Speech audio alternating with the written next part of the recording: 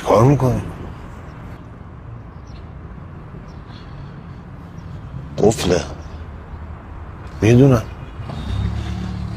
باز نمیشه. سویچش اینجاست. ماشین شماست؟ بله. چیکار داشتی میکردی؟ هیچی، اشتباه گرفتم. با چی؟ با ماشین خودم.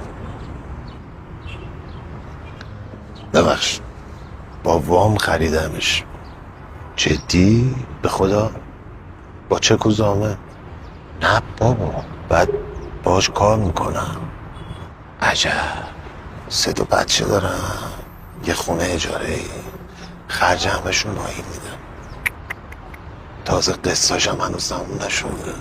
چقدر مگه؟ زیاد، خیلی زیاد. یعنی اگه دوست ببرتش، البته جسارت نشه، ماشینو نبرده، زندگی منو برده. زنگ بزنم به کی؟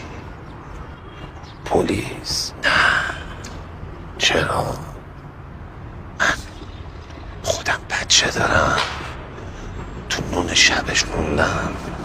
باش، فقط به فکر باش.